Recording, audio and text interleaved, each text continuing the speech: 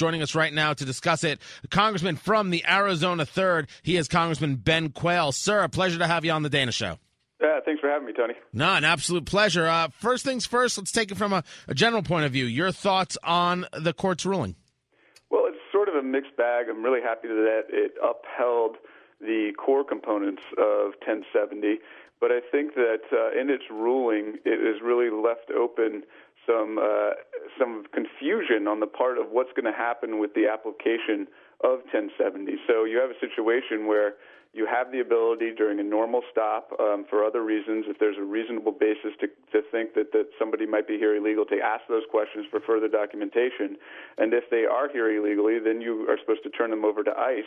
But then we don't know what the president is going to do in terms of what his administration is going to allow ICE to do. And there's been a memo that came out of ICE about a year ago, which actually, a bill that I dropped last week, would not allow the implementation, which gives them broad discretion on who they will process and who they will actually take into custody. So I think it opens a huge amount of confusion about how the state and the federal government are going to work together to combat illegal immigration. So let me ask you, because we had this conversation also with Congressman Tim Huelskamp, your colleague there in Kansas, and the conversation goes like this as far as I can see it. If the state of Arizona is not able to enforce the law as it wants to, the federal law, because it's up to the feds to do that, and the federal government refuses to do it, isn't the ball now in Congress's court? Isn't it now time for them to act? It's not a conversation of politics. It's a conversation of American security. When will Congress actually act to engage this conversation and force the federal government to do its job in protecting the states? Well, I think that it is Congress's job to do this, and I put out a bill in terms of combating what has been coming out of the administration, both previously and within the last few weeks. But the thing is that you have a situation right now where the administration believes that it has the ability, though it doesn't say this in the Constitution, that it can willy-nilly decide which laws they're going to enforce and which laws they aren't going to enforce. And the precedent that they're setting here is extraordinarily dangerous. From what they did the other week, I mean, you could extrapolate this and say that the president could then, based on this precedent, announce to the world that they're not going to enforce the tax code and not going to stick the IRS on a certain sector of people, and they're just basically making laws that is way beyond the purview of what the executive branch is allowed to do. And so it's up to us in Congress to really take this effort and secure the border. I mean, people don't understand that in Arizona and even in Phoenix, where I live, is that the drug cartels they're importing so many drugs and dangerous weapons and contraband into the United States without our knowledge that it's really a huge issue, especially when you have northern Mexico where you have 47,000 people killed in the last 5 years.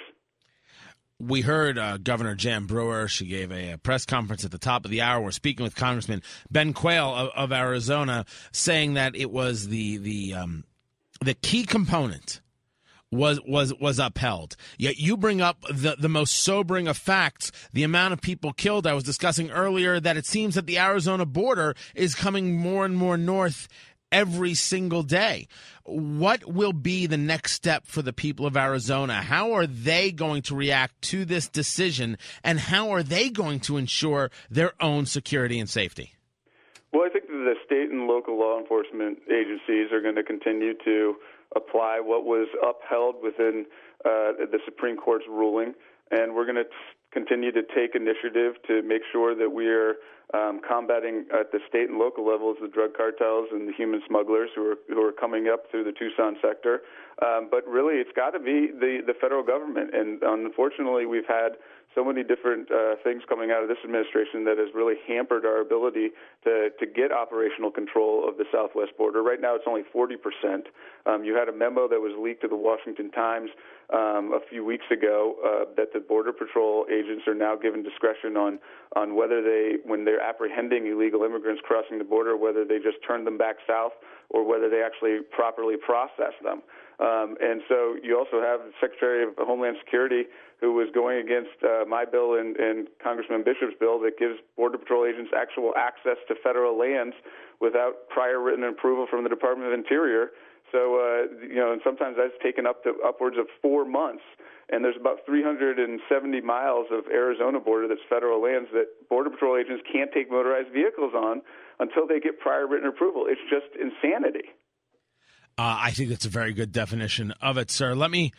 I want to continue this conversation, but I've got you here. We're about to engage the contempt vote for Eric Holder, the Attorney General. Yep. Where do you sit on the contempt vote? Will you be voting to hold him in contempt of Congress? Where does it go from there? Yeah, absolutely. I've called for his resignation. I've also called for a special prosecutor to get appointed, because that's the only way we're going to get to the bottom of this. I've questioned Eric Holder on a number of occasions, being on the Judiciary Committee, and he has continuously been untruthful. He has continuously blocked our ability to properly investigate Operation Fast and Furious. And then most recently, you had the president inject himself into the process by invoking executive privilege. And so I'm going to be voting for contempt proceedings. I really want to see Eric Holder not be the Attorney General anymore, based on this and other issues that he has taken. It shows a lack of competence. It shows an inability to tell the truth to Congress, and in some instances outright lie to Congress. And so he really has to go, and this contempt proceeding is going to be the first step. But I think that we need to be able to give the information over to Agent Terry's family. This is their son. They lost their son, and you have a DOJ and an Attorney General who is blocking every effort that we're trying to get to the bottom of this horrible operation that they put in place. It's just unbelievable what they have done to Congress and to this family. If he is found in contempt and still does not hand over the documents that he was subpoenaed to hand over regarding Operation Fast and Furious, still hides behind the executive privilege, will you move to bring impeachment impeachment hearings against the Attorney General even before the general election in November? Well, let me just kind of give your listeners kind of what happens after the contempt. You got 90 seconds. Yeah. Okay. So then it goes to the U.S. court or U.S. District Attorney in U.S. Attorney in D.C. He's not going to pursue it. One of the things that I've been talking about is that it's the only way that we can get this information is via impeachment proceedings. We're going to have to look at that avenue so that we can actually get answers, because they have not given any sort of help or aid to us to get to the bottom of this. And now that the president has injected himself, that shows that the White House knew about this a lot longer before than they actually told people, and it throws him right in the middle of this controversy, which was a huge and failed operation that never should have been put in place. And he's invoking executive privilege, so we need to know what the president knew now. And so I think that those are the avenues that we're going to be looking at, because otherwise, if we don't have a special prosecutor, those are the only ways we can actually get to the bottom of this. Congressman Ben Quayle, I can't tell you how much I appreciate you being here with us. A busy day for Arizona, a busy day for you. Keep us posted. I look forward to having you back very soon. All right. Thanks a lot, Tony. An absolute pleasure. Congressman Ben Quayle, 3rd District of Arizona.